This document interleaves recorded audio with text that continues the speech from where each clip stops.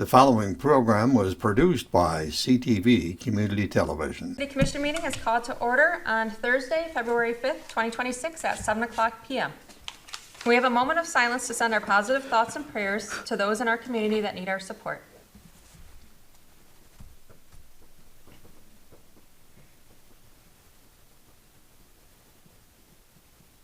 Okay, now please join me in the Pledge of Allegiance. I pledge allegiance to the flag of the United States of America and to the republic for which it stands, one nation, under God, indivisible, with liberty and justice for all.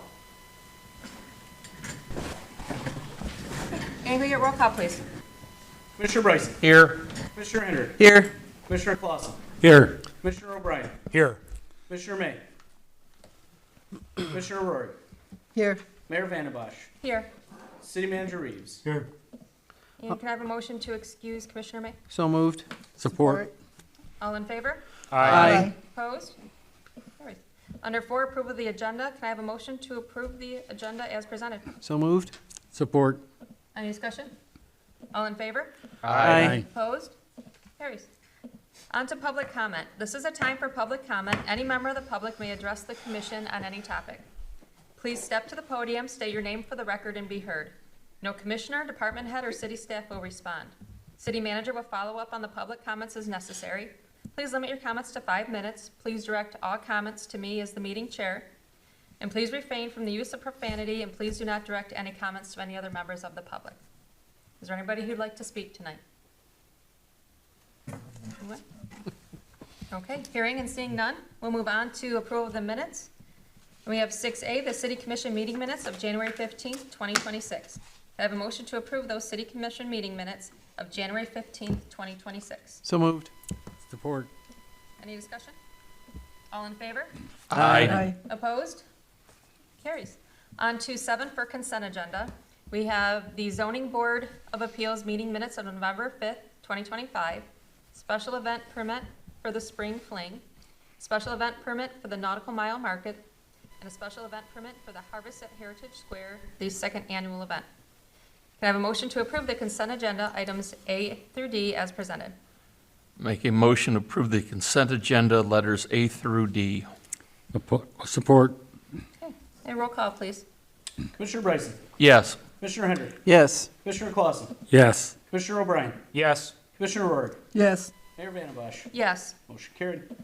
Okay, 8 items removed from the consent agenda. We have none. Under financial business, we have A, expenditures including payroll of $808,792.70. Can I have a motion to approve those expenditures including payroll in that amount of $808,792.70? Make a motion to approve expenditures, including payroll, for $808,792.70. Support. Any discussion?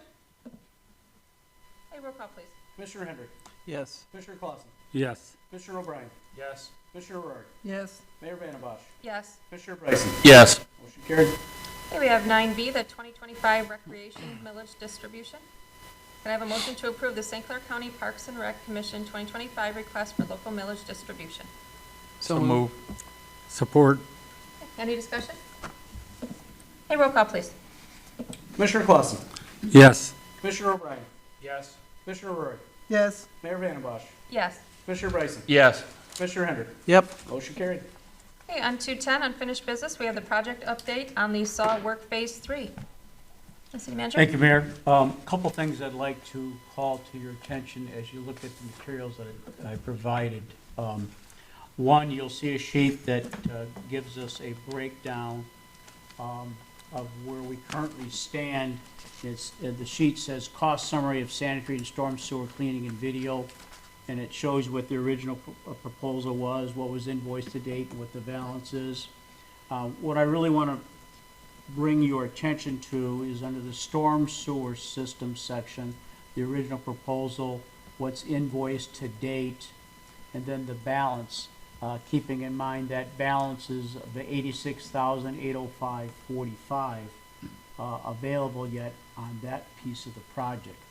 We've completed the vast majority of the sanitary and storm for phase 3 between the rivers and also what's north of Broadway into that area, the oldest part of the city, actually. We have found significant issues in terms of sanitary and storm and other infrastructure issues in that area. As an example, in the areas of sanitary alone, Woodworth, Williams, Westminster, Pleasant, Jefferson, Elizabeth, Maine, and Water all have areas that require additional saw work, either to remove calcium buildups that are blocking the pipes that won't allow televising to, or there's debris in the pipe that won't allow televising to occur. The pipe is frozen or completely underwater, or root infestation does not allow the camera to go through. There's approximately 45 hours of additional saw work that's needed in that area. Under storm, Woodworth, Westminster, Market, Riverview, Market area, Mary, Jefferson, Elizabeth, and Main Street also have additional needs for saw beyond what we did already in order to identify potential areas of concern and re-televise those so we can make sure of what our repairs and are going to be both for sanitary and storm. So the bottom line is we have another proposal from Michigan Pipe, and it is my intention to utilize the remaining balance from the original proposal and utilize that for the additional work by Michigan Pipe in order to complete additional saw work and cleaning work, so I can get to the point of being able to download the information and have an accurate idea of what repairs we need in that area. I will tell you, we already see some significant repairs in that area. It's probably, what we're seeing so far will probably be the worst area of the city in terms of issues. As an example, we've got manholes that are plugged with concrete, and they're literally doesn't go anywhere, so they back up through the covers. We've got repairs. We may have some combined sanitary storm issues in that area. We may have some that in the past were capped or end-capped, and those have failed as well. So we're trying to make sure that we locate all those issues and then be able to get cost numbers on those so we can add them to the release for sanitary and storm repairs. One of my concerns is that we're running a little behind in this whole process in order to get it to bid out. Unfortunately, a lot of this work cannot be done in the type of weather we're experiencing. He can't even begin to do this work until he gets about 28 degrees on a consistent pattern. So it's pushing everything back and applying pressure to us to be able to put out what we need to be done and repaired, and either bid that or have to award it to the current contractor based on unit prices. You recall, that's what I had to do the first time around. I'm just warning you, I may get forced into that same position because there'll be no opportunity, then it'll be an emergent issue, and I can't slow up the other work. In terms of the project has been ongoing. I'm going to give a little piece here to the public later on it, but I'll tell you they're busy working on residential service lines that are lead or galvanized. If you haven't heard, there's been a number of different water line breaks, most of them homeowners with frozen pipes. We've had our own experience with frozen pipes, as I'll fill you in on later. But some of that's due to ground being disturbed in terms of the project, and then non-insulating the pipes from the residential side. So we pushed off the start date. It was supposed to start February 2nd. Conditions weren't right. We're looking at February 9th, but based on what we're seeing today, I would say that's probably going to be a push as well, to at least start the milling, because with the milling starts the vibration frost line in some places below 1.5 feet already. And my concern is that if we were to introduce a heavy grind, that we'd have considerably more issues in an area that's already fragile. So I wanted to make you aware of this proposal. I plan on executing this proposal tomorrow, and I'm basically going to use funds that were pre-approved. There may be a little difference, $4,000 or $5,000. I'll be able to accommodate that under my authority, and most of this work will be coming out of that CIP bond that we had to take. Any questions or any comments in regards to what I presented or Mike, concerns?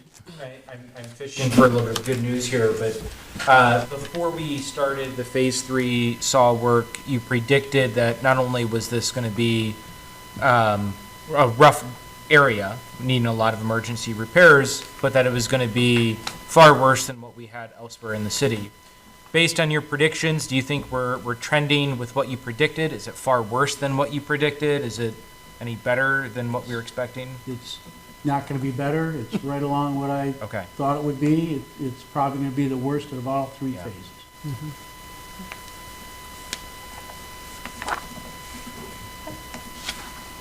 All right, nothing else. We'll go on to then 10B, the goals discussion for 2026-27 fiscal year. Thank you, Mayor. I supplied the commission with our goals from 2025 and from our perspective on how we did on those goals. I did send you, if you recall, a mid-year and a three-quarter year update on our goals. And I believe that we accomplished every one of the goals that were set out by the commission. And some of those remain ongoing. Again, I asked you at the last meeting to provide additional goals for 2026. I did receive some information, and we included other goals that the staff or I had come up with in terms of the goals. If you look at the ones I'm proposing for 2026 for today's discussion, a good majority of those are, in actuality, continuation of past goals, because some of those projects are not complete, and the management of those projects are to such an extent that they impact all city services, not just DPW. It impacts the treasurer and the amount of work she has to do and coordination and that. So I felt these are goals, and very candidly, important things that we need to keep on top of and really keep attuned to going forward. So the first goal was a continued management of ongoing projects and other planned events to effectively and efficiently manage additional needs determined through the observation of worksite detection and ongoing construction. Additional SAW work initiated throughout the water project footprint on both sanitary and storms in conjunction with the project. Additional management of sanitary and storm repairs coordinated with the water project. We'd like to carry that over to 2026. Capital improvement plans, long-term budgeting, merge the CIP plans complete over the last year and a half to provide an overall CIP funding requirement for the city, reduce the granularity to or from building infrastructure as opposed by project. This should reflect in a perfect world what if we had unlimited resources, what the project would be completed and when. That's ongoing, and we're going to like to carry that over to 26. So your information will be releasing a request for quotes and bids shortly here for a CIP plan for infrastructure. Infrastructure being water distribution, sanitary, storm, streets, sidewalk, bridges, things that are long-term. We're required under Public Act to have one that goes 6 years. Ours will meet the requirement, then we'll have a 10, 15, 20-year look. So as an example, the water main that we were supposed to replace in 2015, we're going to ask them to actually put boots on the ground, look at it, reevaluate it. It said in 2015 to replace it in 2025. Obviously, we didn't. What's the life expectancy now? What's the cost now? And where does it fit? That'll be going out here within the next week to 10 days. Next goal, I talked about the development of capital plans and a citywide analysis, focus on short-term and long-term planning. And I gave you a litany of the things that we accomplished. The new piece of that is the underground infrastructure CIP one that I just talked about. Long-term financial viability for budgeting purposes under finance.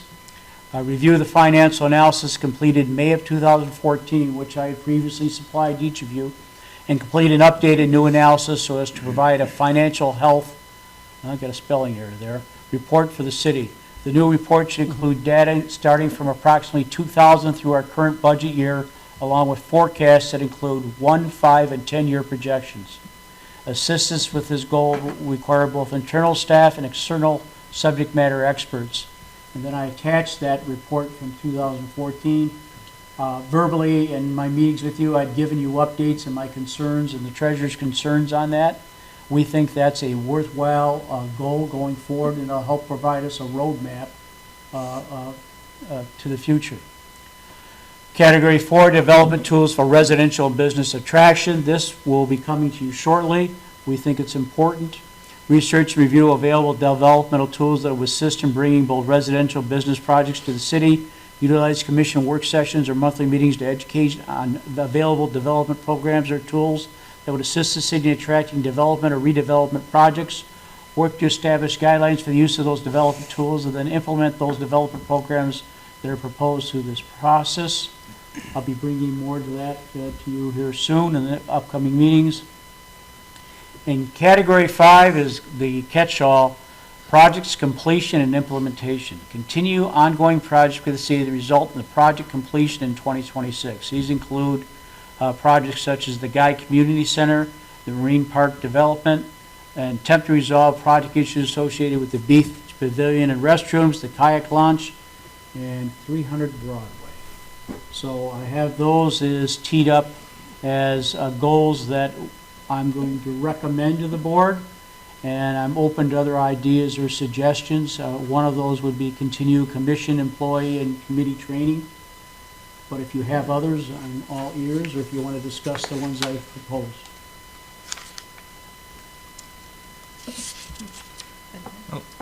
I'll toss in, I think one of the, maybe it didn't have as big of a splash as we wanted it, but the town halls that we had previously, I think were very important for the community, discussion on these items. I would like to see us continue to build this connectivity and communication with the public, and our department heads' presentations up here, I think, is go a long way as part of this, to continue to develop this. I don't think transparency is quite the right word, because it's not about something being hidden, but awareness of what all of our staff do, how hard they work, the successes that the city's having, the way that we're examining projects. There's so many pieces here that we know of that we're working on, and we try and share while we're up here, but we see how frustrated people are when they don't know. And building tools to inform them and share that, I think, needs to be something we keep chipping away at.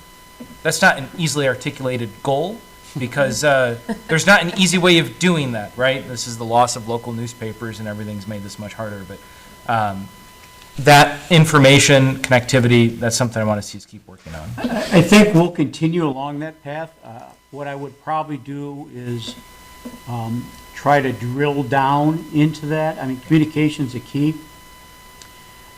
It's obvious to us that two things. One, I think we're providing information in volume on a number of different things, but unfortunately, it's not hitting the target that we're intending, or for whatever reason, they're not paying attention to the information we're providing. So the question is, what other means do we provide it in that will draw their attention, other than saying, 20 people show up, one of you are going to get a free gift. Don't know what it'll be, but, encourage that type of participation. I think all we can keep doing is present the town halls. Yep. We've changed the format to TV meetings. We don't get a lot of viewers. It kind of fluctuates a little bit. We'll keep putting it out there. I'll encourage more town halls because we have a number of different issues this year. I am looking into working with the chamber to assist in setting up meetings with different neighborhood groups, coffee with a manager, and where I can carry it one-on-one to 5 people, 10 people in a group, small setting, and try to push it out that way as much as possible. But at the end of the day, very candidly, the information's available. People have to take advantage of whether we put it out on social media or a website. We have mailed stuff in water bills. Some of it never gets looked at, gets thrown out, disregarded, sent back to us. So I don't know, we've tried newsletters in this community, put a lot of effort into that. That didn't seem to work as well. So I think people's lives have definitely changed from the old days of reading newspaper and getting it on TV. Hardly a word is mentioned about Marine City in the Times Herald, and the voice doesn't exist anymore. So we're really left to our own designs. We'll keep at it. Yeah. I hear you. Yep. We're looking for alternative ways to deliver the message. But the information is out there if the people will look. Right. Other goals or considerations or suggestions, changes, revisions? I like everything that's prepared here, and I think it's There's a it's lot. a lot. It's a lot. It It is. hits all different areas, and So the lots to be next done. piece of this, if you would approve, we'll bring the goals back, the next meeting for approval, will be for us to put a budget number next to these goals, because the goal's no good unless you can give us the money to achieve the goal.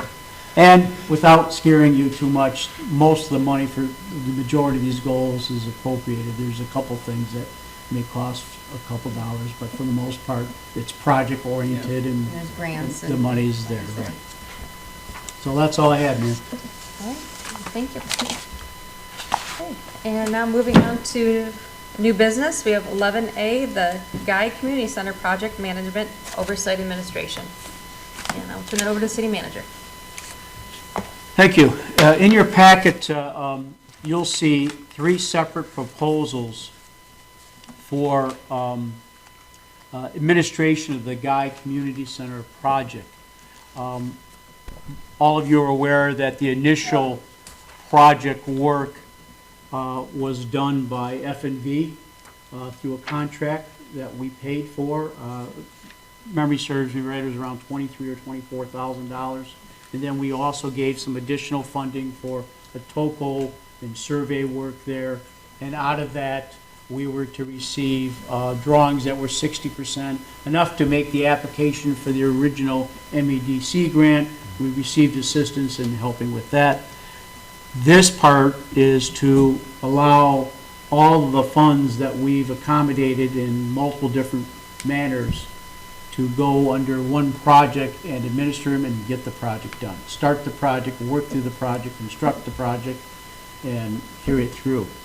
A couple things. The St. Clair County Community Foundation gave us a grant to bring in a project assistant, Nancy Windsor, to help oversee this project, to kind of take some of the load off our people involved in this and to help facilitate this, as this is her expertise and she's been involved in this.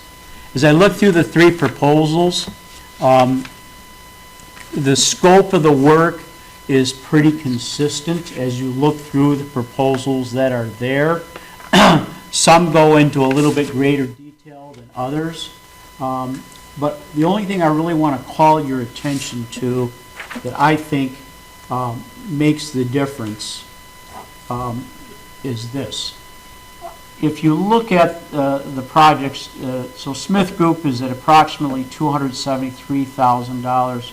Giffords Webster's is $246,750, and F&V is at $246,500. One of the issues here was getting the scope correct. We originally talked about having construction observation, basically a project manager on scene during construction, and we originally articulated that or estimated that to be approximately 20 hours a week for 32 hours.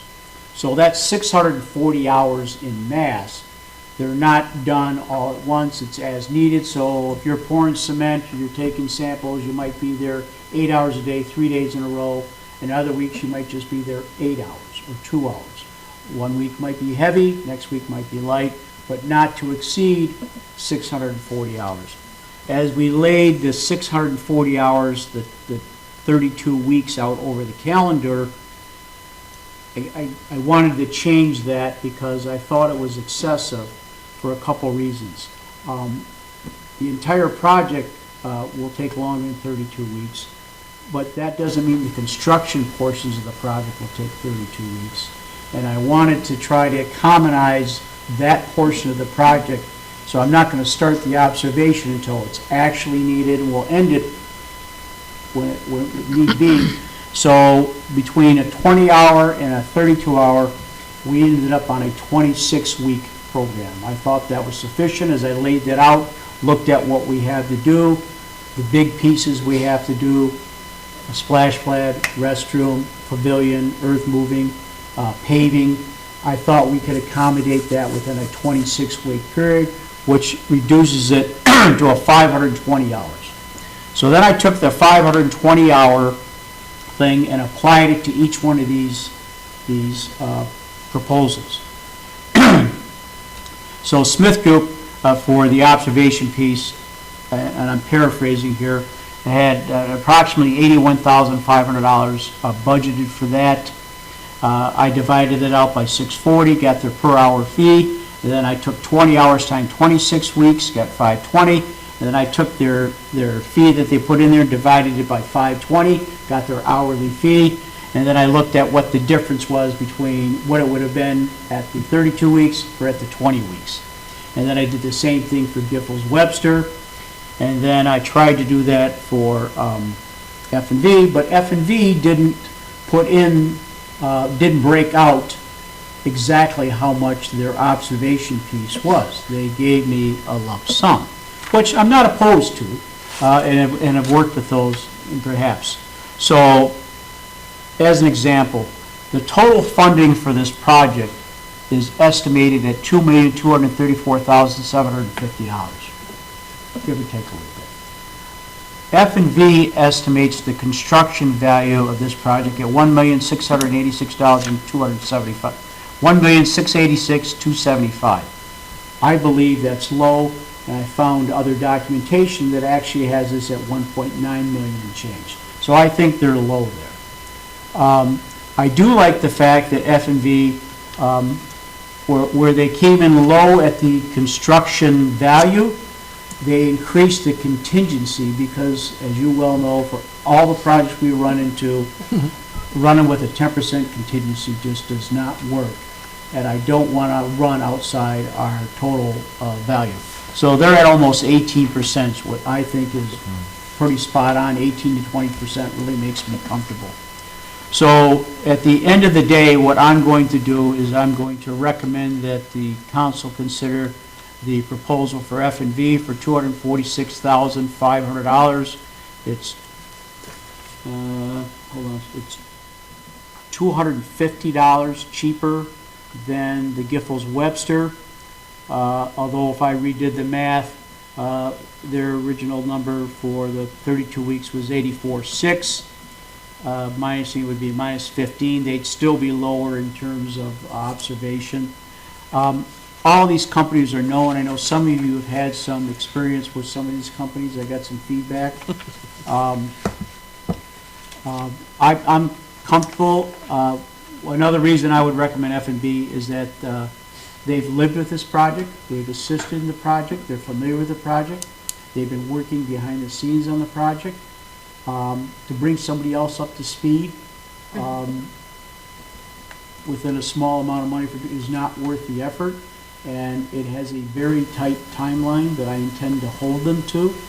I don't want to carry this goal over to 27.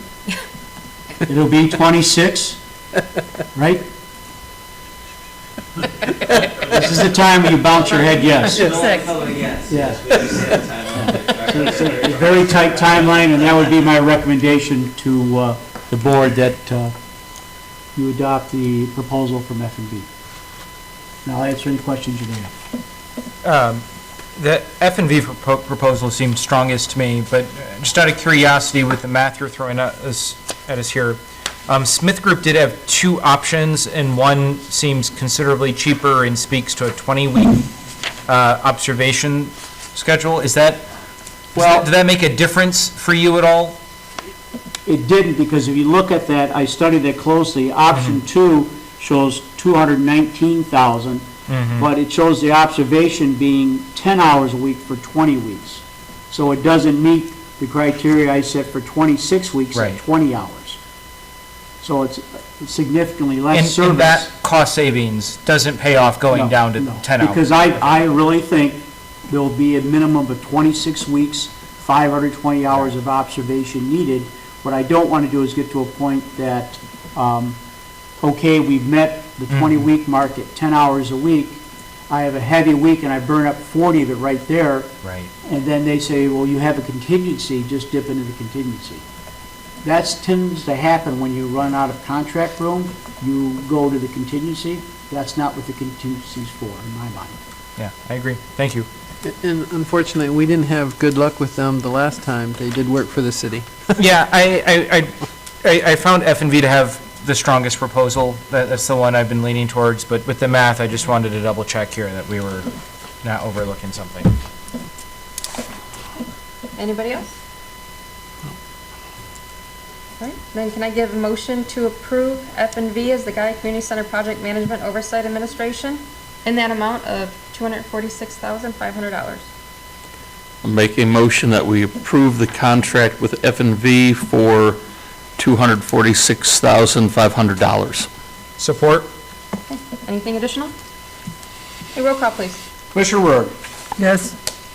Commissioner Bryson, Yes. Commissioner Hendrick, Yes. Commissioner Clausen, Yes. Commissioner O'Brien, Yes. Mayor Vandenbosch. Yes. Motion carried. Can I ask another quick question? How are you gonna handle, once the construction starts there, for any rentals? I'm gonna have to work with Jason Okay, closely yeah, okay. on that. Once we get an actual schedule and get contractors worked out in terms of when they're available and how we're going to task out the work, we'll provide that to Carol and Jason, and then there'll be some times that'll be limited. Yeah. Maybe the outside won't be available at all. Obviously, when we get into paving, that'll be an issue. But we're gonna try to stay open as much Yeah. as possible and make sure it's used so people can see what's going on. It's gonna be a beautiful project. On to 11B, the Marina Park furniture purchase. Can I have a motion to approve the purchase of the Marina Park furniture from Backyard Living as recommended in the total amount of $16,961.60? Make a motion to approve the purchase of the furniture from Backyard Living for $16,961.60. Support? The motion is support. And then, just so everyone's aware, we did receive 4 quotes, and the project manager, Scott Atkins, did do the recommendation for the Backyard Living on that one. And all the cost is coming out of, it's in the notes here, but for the public's knowledge, this is coming from the Marina grant, is how we're It's all covered by the yeah. grant. Yep. Okay. Any other discussion? Hey, roll call, please. Commissioner Bryson, Yes. Commissioner Hendrick, Yep. Commissioner Clausen, Yes. Commissioner O'Brien, Yes. Commissioner Rohr, Yes. Mayor Vandenbosch. Yes. Motion carried. On to C, the Marina Park trash receptacle purchase. Can I have a motion to approve the purchase of the Marina Park trash receptacles from Barco Products as recommended in the total amount of $3,462.35? Make a motion to approve the purchase of the Marina trash receptacles from Barco Products for $3,462.35. Support? And for discussion, I'll add, just like on the other one, we did receive 4 quotes, and it was project manager Scott Atkins' recommendation to accept one from Barco Products, and then just like the other one, this is from the Marina Grant Funds. Any other discussion? Hey, roll call, please. Commissioner Hendrick, Yes. Commissioner Clausen, Yes. Commissioner O'Brien, Yes. Commissioner Rohr, Yes. Mayor Vandenbosch. Yes. Commissioner Bryson. Yes. Motion carried. Okay, on to 11D, we have Resolution 002-2026, that's the decertification and reclassification of a portion of South Bow River. Can I have a motion to approve Resolution 002-2026, the resolution for declassification of a portion of South Fall River? Make a motion to approve Resolution 002-2026. Support. Any discussion? Can you explain, maybe to everybody out there, what we're doing here?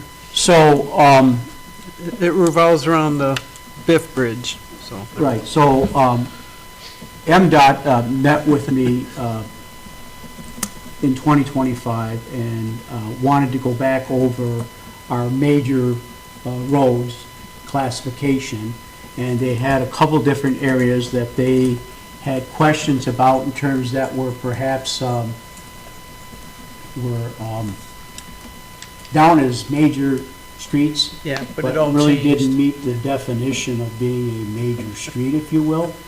So we had some discussion, and I agreed with them, and some of these are old, I'll call them a dead-end type thing, where there was former structures there, and they're no longer existent.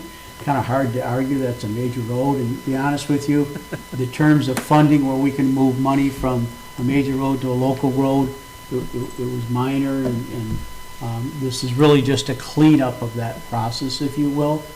We're not vacating and going to court and working that way. It's just a vacating for their purposes. Does that pretty much cover, Jason, what we had discussed or what you're aware of? I believe so.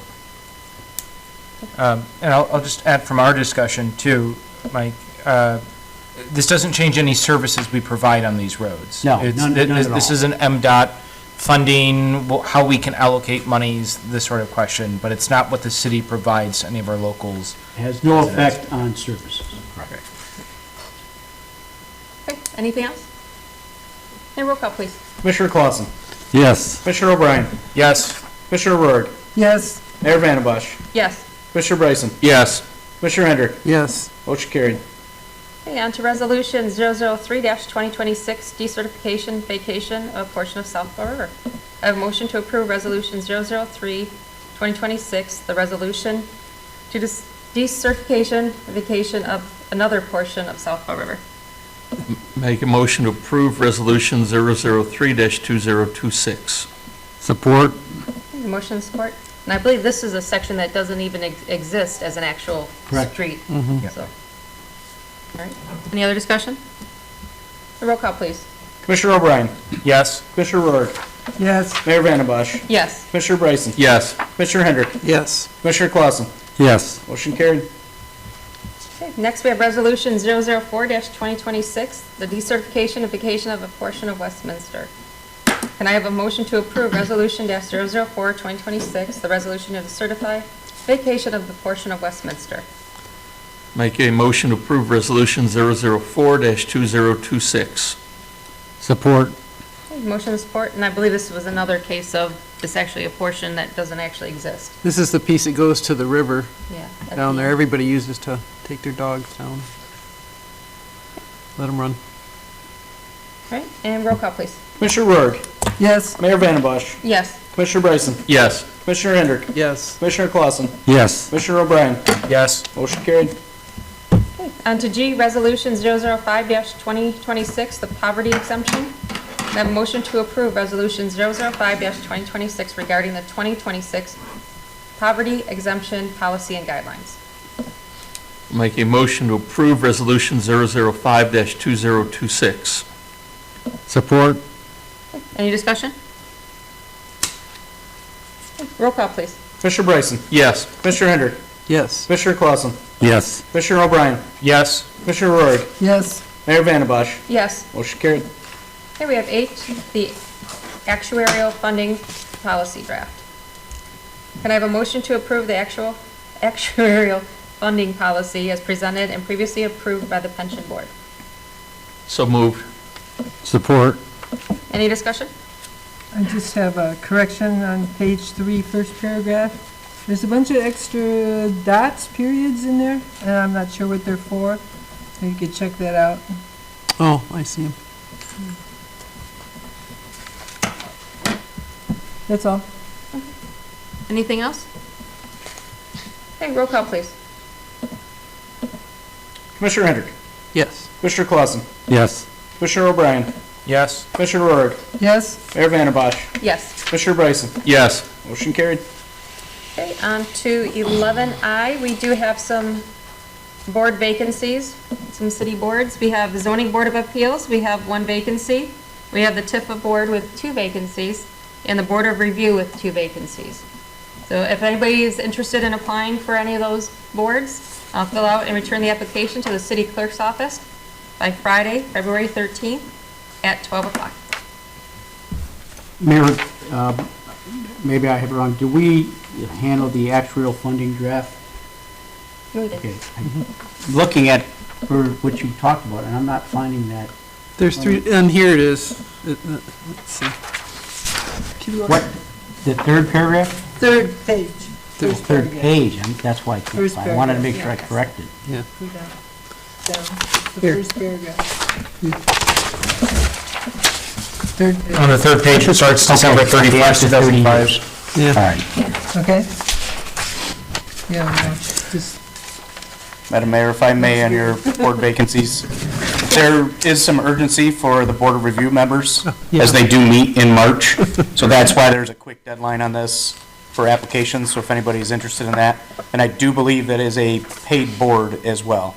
It is one of our rare boards outside of the commission that is paid for the service for those board reviews. Thank you. That's for anybody that wants to contest taxes, right? Correct. Oh, we haven't quite launched and I always get the order wrong. Culture, arts, history, arts, culture, history. We've developed a board that we haven't been able to launch properly because it has too many slots that we've never been able to fill. Correct. To get. We should probably be listing that on here too. Yes, those are Yeah. still open and vacant. Okay. Now we're moving on to administrative reports. The city attorney is not here this evening. And on to the city manager report. Thank you. I do have a couple things tonight for the public I want to go over. One is to talk about the water distribution main project and an update for the citizens. The water main construction project slowed for approximately 2.5 weeks during extremely inclement weather. The contractor has been engaged in replacing lead or galvanized residential service lines as is required by the state of Michigan. In order for these to occur, we need our residents to be helpful in scheduling this service when contacted. Continual delays will cause additional problems to occur. You can't avoid it. Eventually, the state will order us to either shut the water off or make the repairs. So I'm asking residents to try to work with us. Residents must be aware that water clarity may be an issue, not just at your home, but along the area of your home. We have a looped water system, so if they do your neighbor, your house may also see sediment or down the street from your house. Please run your water for a bit in order to flush any sediments that may be dislodged in the water lines during this work. Any needed work to restore your property, cement, grass, fixtures, will be done when those repairs are completed towards the end of the project. The Phase 3 of the Waterman construction project is scheduled for areas north of M29 and Broadway and an area associated with or between the rivers. At this time, we believe the work will commence in the general area of North Marion and Westminster and North Market area after we complete some additional televising repair issues. Because of weather, we've already pushed back the restart date from 2/2 to 2/9, and that is subject to change with the weather we're having now. The last area to be done in the fall after Labor Day will include Water Street and South Market Street area. Because of the severe weather swings and extended significant cold, residents are advised to make sure their water pipes are insulated or kept warm in a safe fashion. Exposed piping has led to multiple water line breaks in many homes. These issues are the responsibility of the homeowner. If you have questions, please contact our DPW at 1-810-765-9711 for assistance or direction. Upcoming projects in the city will be working on additional projects besides the water distribution project in 2026. Included in these projects are the sanitary and storm system repairs that will be ongoing at the same time as the water distribution project and in the same footprint as that project.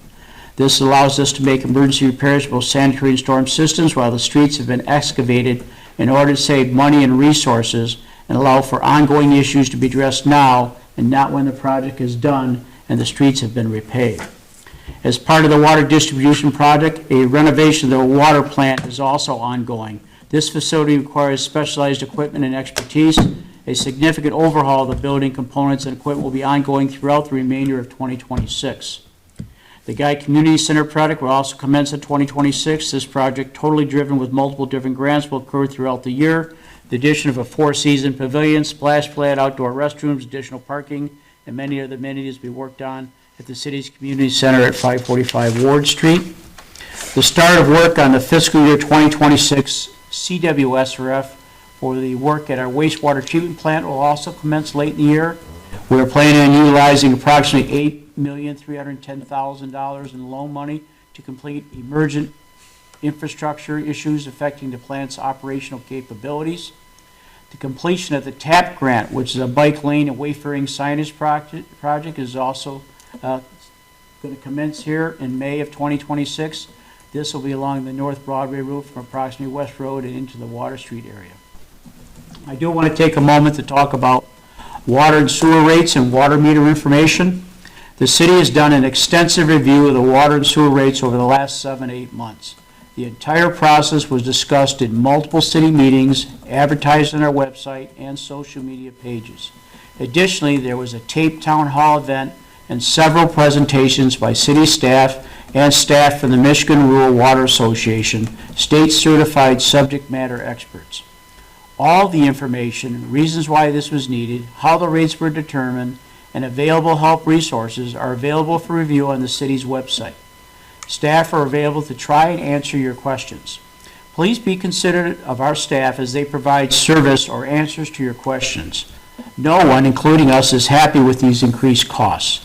What is no different than we would blame a grocery clerk for the cost incurred with the purchase of a meat roast, as they are not responsible for any part of that process of setting the prices of the increase. So please be patient with the staff as they try to provide that service. They're not personally responsible for the increase of these rates. The city has a continuing effort to find additional resources. We are once again aggressively making application for numerous grants through several organizations, as well as making applications for both state of Michigan budget allocation funds for infrastructure issues assistance and federal government through our senators and representatives for congressionally directed funds, commonly known as earmarks. This is always an ongoing process throughout the city. The city's been very successful in obtaining grants over the last couple of years. And last but not least, a 300 Broadway update. We continue to have 300 Broadway for sale on a commercial property, realtors, multiple sites. Additionally, we have a community member who is diligently sending out informational emails around the state, as well as some national locations or parties, to make them aware of the building's existence and current status and plight. We recently were made aware of yet another frozen pipe causing a leak on the water suppression system there. This is always an ongoing issue due to the lack of a viable HVAC system in the building capable of providing enough heat throughout the entire building structure. We'll be working to take care of the fire suppression system. It'll probably have to be depressurized at this point, and then we'll make a decision going further on what we do with that. So we're not immune to water leaks either. We're still working on trying to find that company, that developer that has an interest in saving that building. We're taking additional time. I'm looking at other resources and other ways to go about getting the word out. We're doing all we can. And that's all I have for my report tonight, ma'am. Thank you very much. Anybody have anything for city manager? You were talking about the sprinkler system, and it's not being, the building isn't being occupied. So I don't think that you're required to have the sprinkler system on. Correct. That's what we found out. We also checked with our insurance carrier, and we're not required to have a charged fire suppression system in the building. Thank you. Okay. On to reports from department heads. We do have a couple presentations this evening. I don't know if clerk or fire chief want to go first? We have the Fire Chief Slankster give us a report on the Marine City Area Fire Authority. Good evening, everyone. I did invite my command staff tonight, but they're currently out on a structure fire in town here. Another water main frozen. so they were trying to thaw their house out and caught their house on fire, so. Sounds like they just cleared, it was minor to us, but it was major to the homeowner. Just want to talk about some of our accomplishments last year and what we kind of looking forward for this year. Last year, we ran 721 calls for service. 262 of them were in the city limits of Marine City. The rest were dispersed between Cotterville, China, and East China. Currently, we have 26 firefighters, 2 pump operators. One of our pump operators is Chief Heslop, that we've been working throughout the warmer months to train them how to run our trucks, especially during the day, because a lot of our manpower has secondary jobs or primary jobs that they go to. And then former city manager Scott Atkins is also doing that for us when he's in town. We've partnered with St. Clair Fire to send Scott to the State Police Arson Academy. He passed that, so now he is registered with the state to do our arson investigations of all of our fires. Whenever we have something, he is our lead investigator in town here. And he'll work with Chief Heslop and the Sheriff's Department or the state, whoever we consider to call in. We purchased a new rescue truck this year to replace an aging 1999 mini pumper. That carries all of our jaws and some water and medical supplies as our second rescue truck. We were awarded a $104,000 FEMA grant to replace all 25 sets of our turnout gear. That has been ordered. We're just waiting to be refunded from FEMA. I'm hoping within the next few days we'll be refunded that. And I shouldn't have to have a big expense on turnout gear for at least the next 10 years. The only time I would have it is if it was damaged or torn at a fire. So I can kind of allocate that money to go somewhere else to start replacing some of our aging equipment that we're having and fixing the building and stuff like that. Looking to bring on at least 4 more firefighters to get us up to 30. Seems like a good number to have, just because everybody has a primary job that they're going to. So during the day, if we get a fire, we have roughly 6 of our members in the area that have jobs at work that allow them to come. And with having Chief Heslop and Scott available, I can also get my hands dirty on these fires. I don't have to sit there and run a truck. So thank you for that. We're planning on working on another grant for this year. Looking to just replace some of our aging equipment. Like I said, use the money from the gear that we're going to save, and then another grant maybe to do that. This Saturday is our 150th annual Firefighters Ball. It's a good time. We are pretty much sold out. Last year we were probably 100 people short from being sold out, but we don't have very many tickets left, and I'm sure they'll sell at the door. January has been a very busy month for us. We had 76 calls. Out of them 76 calls, 12 of them were actual house fires that we've participated in with the surrounding communities. We had 4 just in our jurisdiction, plus the one tonight. And most of these were in the sub-zero temperatures. I can't thank my guys, Algonac, St. Clair, Clay, Ira, for the help that they have sent in these temperatures. Nobody complained of how cold it was. We got the job done and went home and warmed up. So we've been extremely busy.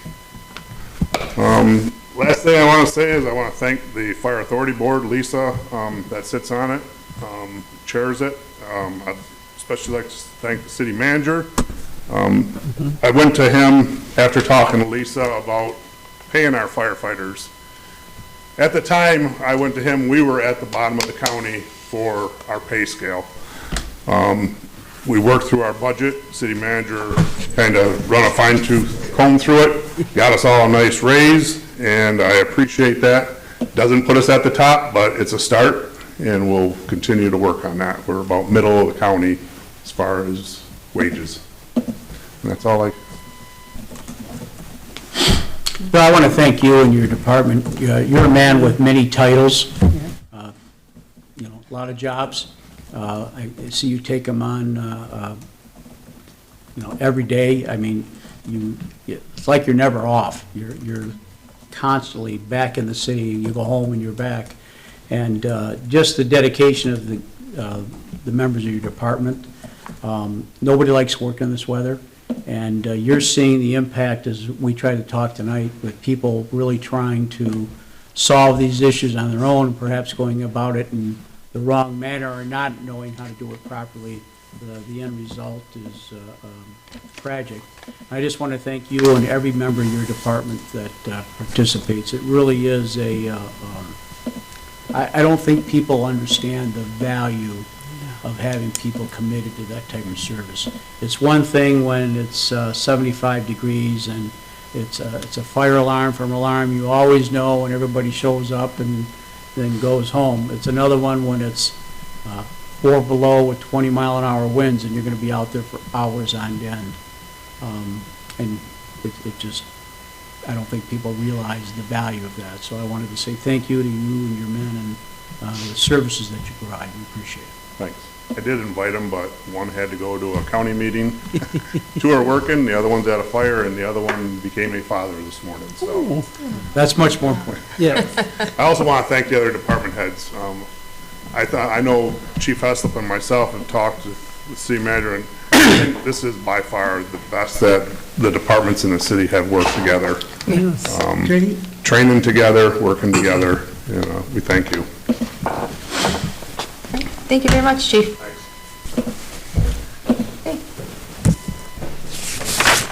Okay. And now from our city clerk's office presentation.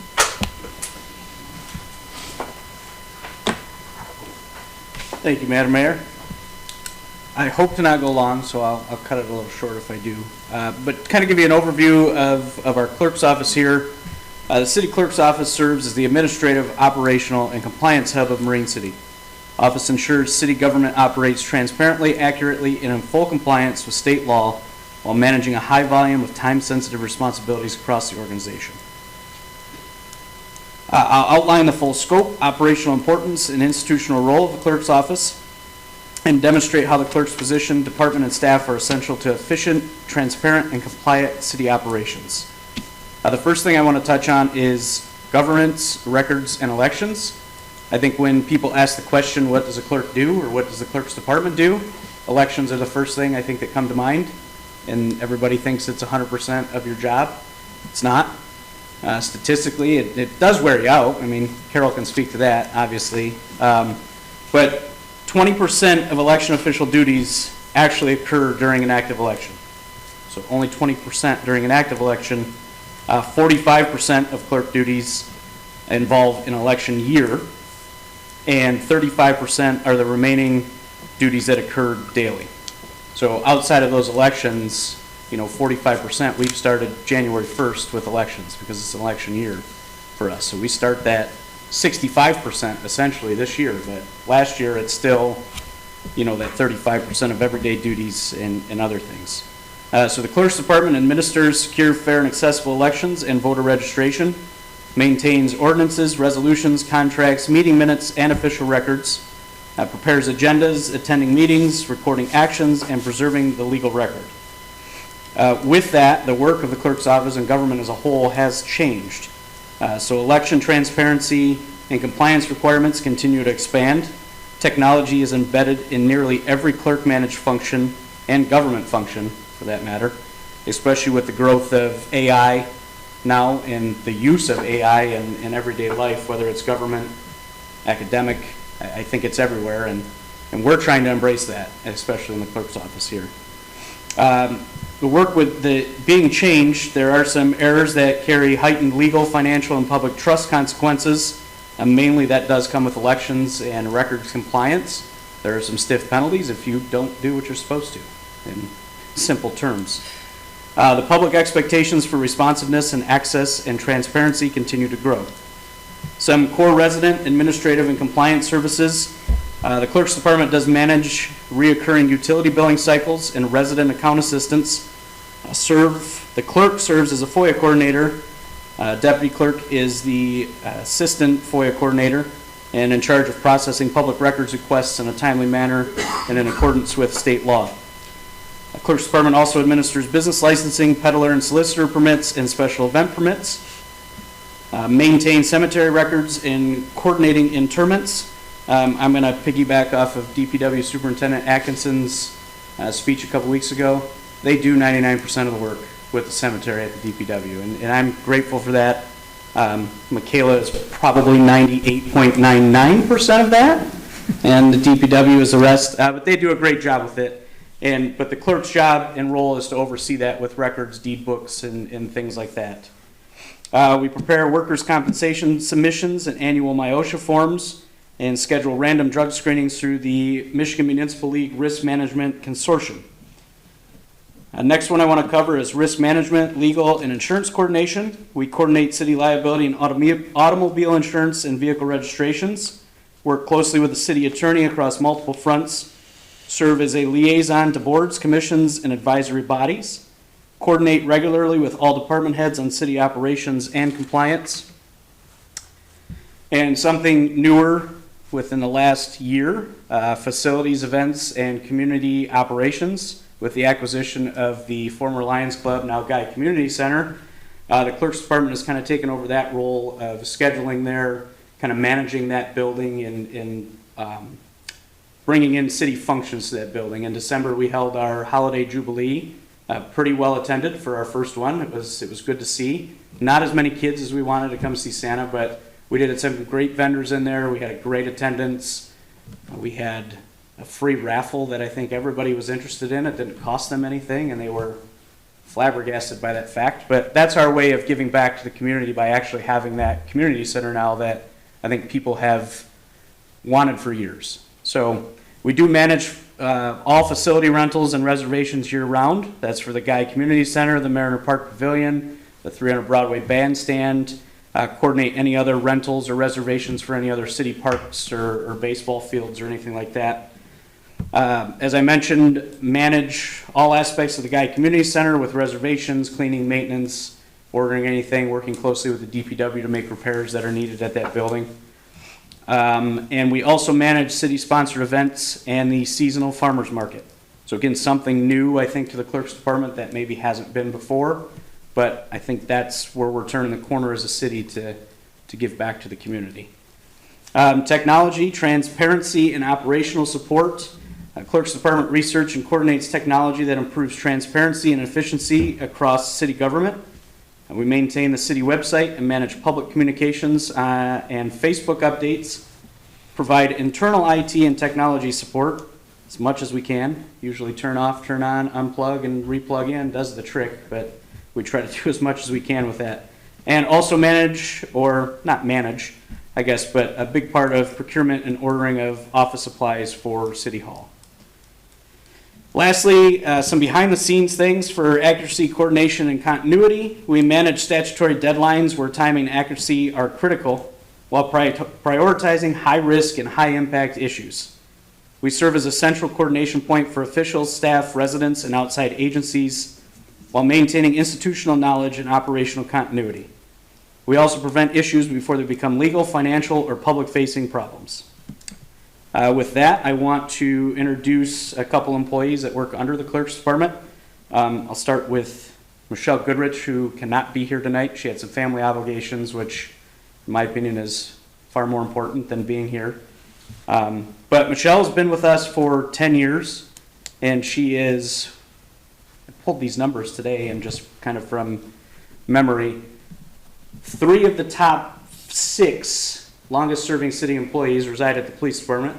Chief Heslop was one of those included. The next 3 are Michelle with 10 years, myself, I just started 13 years with the city in November, and then Aaron Atkinson has been with us for 11. So I think that says a lot with these departments of keeping that continuity there. And Michelle is a big part of that with being here for 10 years. She manages the entire utility billing cycle, utility billing as a whole, works closely with rates. She had worked closely on the water rate study, sewer rate study. She's been working on the water meter replacement and things like that, and getting everything kind of in line with where we need to be in our aging infrastructure with that. She's also great with customer service and she works closely with our building department as she does building permit support and in coordination with code enforcement. Her position is often the first point of contact for residents. So I think our biggest call volume or biggest complaint, however you want to put it, is with water bills, utility bills. So she's usually that first point of contact, and she does a great job with that. Secondly, I want to introduce again Deputy Clerk Carol Brown. Carol, if you could stand up. See if you're, give your nice parade wave. Carol's been full-time in the clerk's department for, I think, just 2 years, correct? End of January, full-time, but been with us 2.5 years overall. She came here in July of 2023. Carol is a huge asset, not only to the city, but myself. I think I've mentioned this before. When I wanted to pull my hair out when elections came around, Carol was there. She brought that experience with her and kind of kept me in check and sane throughout the whole process. So she's a huge asset. Carol also oversees our business licensing, the peddler and solicitor permits, and special event permits. I've also given Carol a little bit more on the facility reservations. She does a good job with that and with customer service, with people coming in with questions, calling with questions, getting them set up. It's a big transition to make these all online. And I know it's a big change for most of our residents. They're handling it well. When they call in, Carol handles it well, and we get the problem resolved. So that's huge on that part. Carol also assists with those city-sponsored events that I talked about and election administration. Her role does manage a high volume of coordination and compliance activities as well. I also wanted to make it a point that, throughout the city, I think you see this common theme, and I want to touch mainly on the clerk's department because that is my department. These are local people who are passionate, caring, hardworking for the residents, and they take pride in the area that they live and work. I'll close this out by why this matters. Efficient government does not happen by accident. It's built through accurate records, compliant elections, dependable billing systems, proactive risk management, and constant coordination. The city clerk's office provides the structure, reliability, and institutional knowledge that allows city government to function effectively every day. At its core, this work builds community trust. Trust that laws are followed, services are delivered consistently, and decisions are documented correctly. That trust is earned daily through the professionalism and dedication of the clerk's office and its staff. In short, the clerk's office is not supplemental, it's foundational. And without the clerk's office, work is not eliminated. It transfers risk, liability, and inefficiency to other departments and ultimately to the city as a whole.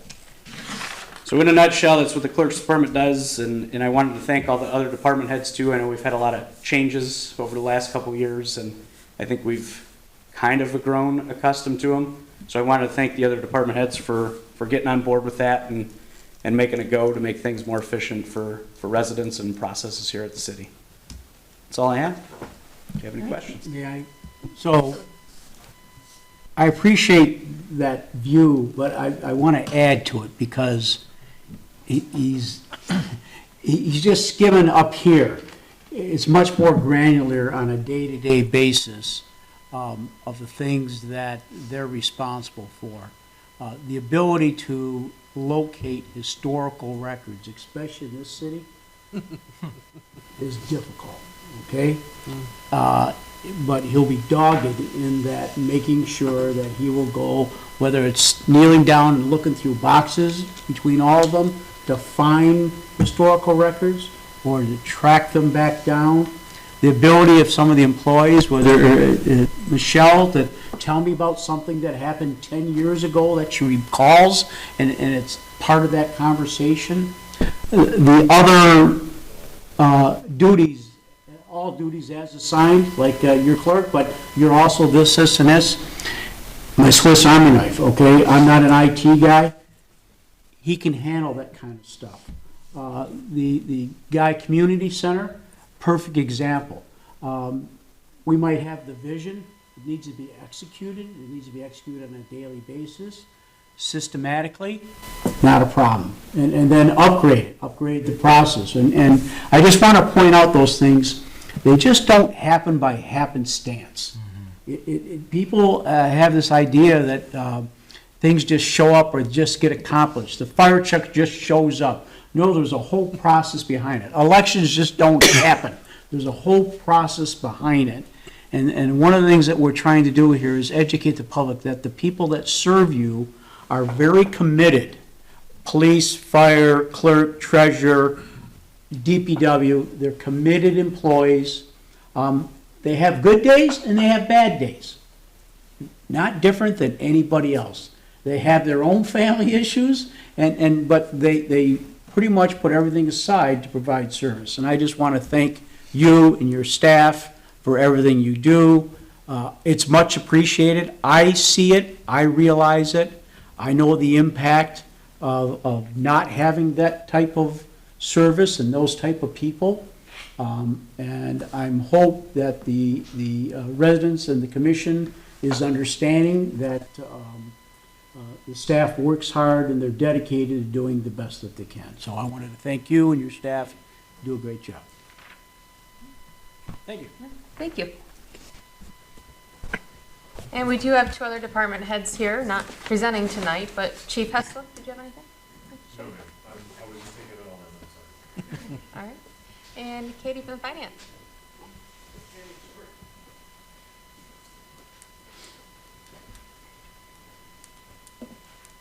Oh, I'm always, the tax lady, right? So, just a reminder, winter taxes are due February 17th. The city has nothing we collect really on those. We just collect for the county and send them back, send the money. But you can pay your tax bills here for 25 year until February 28th, which is a Saturday, so it'll be the 27th. After that, you will have to pay at the county. So if you haven't paid your summer 2025 or your winter, you can do that till the 28th at the city, but after that, if you have not paid, you'll have to go to the county. So just a reminder on that.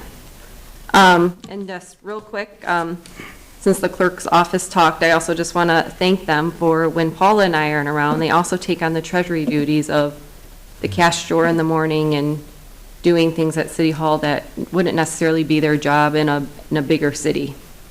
But unfortunately here, there's only a few of us. So when we're at training or at meetings together or not available, they take on those duties in the morning with the drawers and taking payments and putting it away and having it there for us the next day. So thank you for doing that. Otherwise, there'd be no change to give anybody. Thank you. All right. And now we'll move on to Commissioner Privilege and Liaison Reports, and we'll start with Commissioner Clausen. Well, I'd like to thank all our employees, police department and fire department, and the DPW. I've worked with them and I've had stuff done with them, and they're very patient with you. They understand what's going on, and all you have to do is listen to them and let them do their work and let them do their job, and everything will work out. So I'm just glad that they are here. So. Thank you. Commissioner Bryson. Nothing tonight, thanks. Okay. Commissioner O'Brien. I just want to say these presentations have been really impressive. I've really gotten to enjoy knowing all of your crew members, everyone who's contributing here. Very impressive lot in each one of these departments. I would say more, but Mike kind of stole everything I could possibly say positively about you all. But seriously, thank you so much for what you do to this community. It's been probably the best part about being up here is getting to understand the different roles, the amazing ways you all contribute and keep this community functioning and add to it. No matter what different problems and challenges that have come up and faced, I have learned so much about you all and what we need to do for a community and how you all do it. I've got no other words. Thank you. Thank you. Commissioner Roy. I don't have anything this evening. Commissioner Henry. I'm all either. Just real quick, I too would like to thank our city manager, all of our department heads, all of the other staff. You guys are truly appreciated with everything that you do, and I don't think that you get shown that or told that enough, that you really deserve it more often. But thank you guys very much for everything that you do. And with that, can I have a motion to adjourn? I'll make a motion to adjourn. Support. All in favor? Aye. My favorite motion.